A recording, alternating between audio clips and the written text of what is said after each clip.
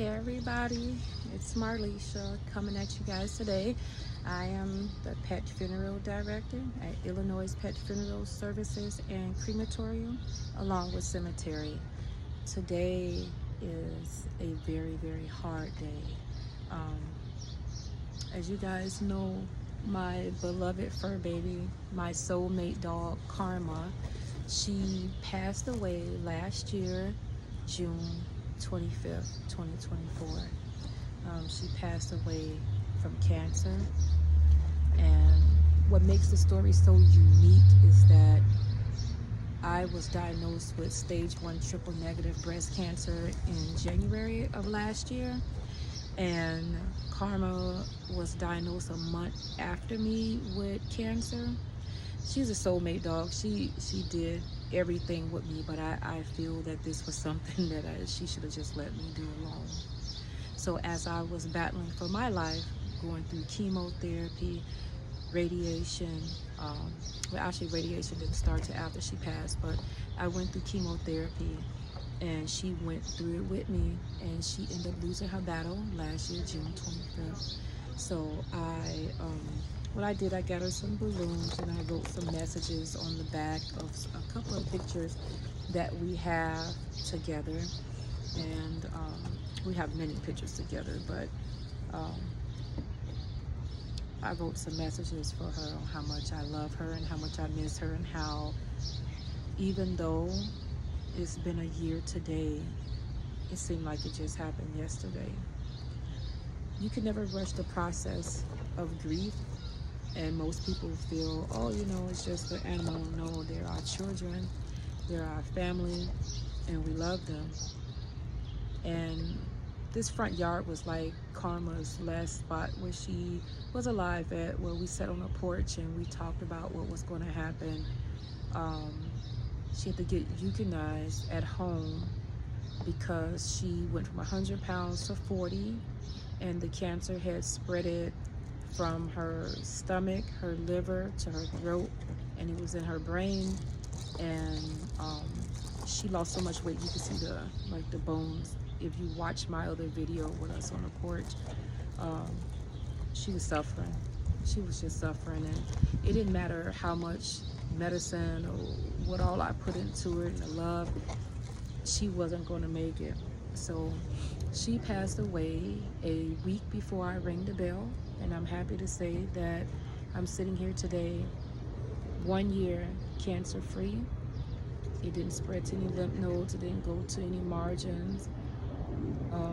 I'm incredibly grateful for that, and I love Karma with all my heart and soul, and I hope that she is just happy up there over the Rainbow Bridge, and I hope she knows that I fought really hard for her when I was going through it as well.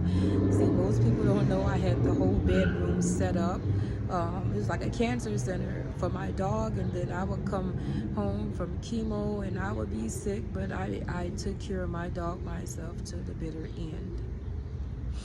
Let me fix this because my battery is going low. But I took care of her to the bitter end, and it's still hard to talk about Karma, but I'm getting through it, and I just wanted to documentate this for her because I told her that I would keep her memory alive. So I know she liked it bluey. She liked it bluey a lot.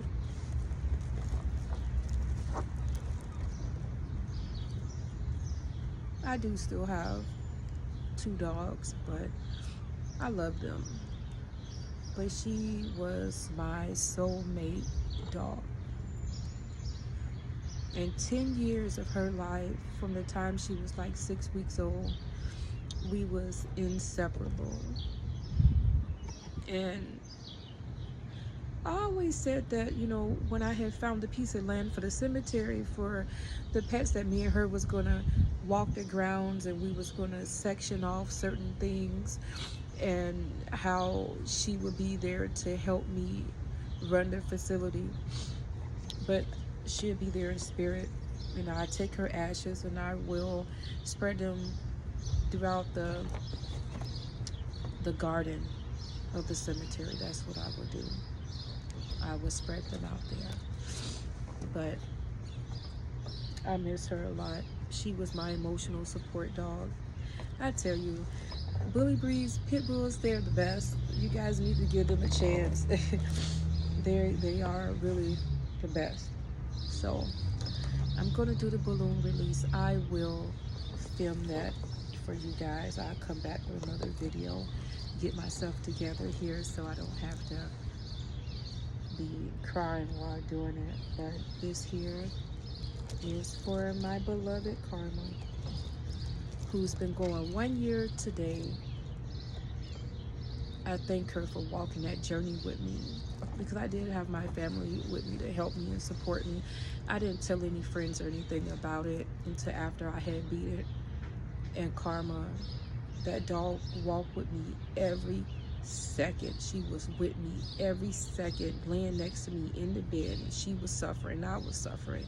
And I kept saying, Karma, I don't want to lose any hair, because it's like 12 years of locks, and because of that Paxman cold cap system, it saved my hair so my hair didn't fall out.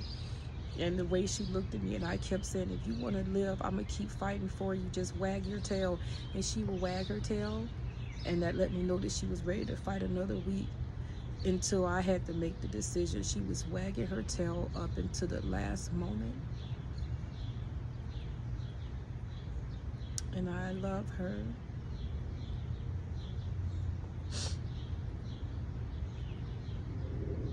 I really miss my dog.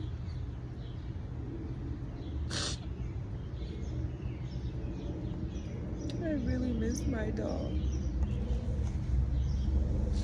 I feel like she took something from me. I feel like she took some kind of hit from me.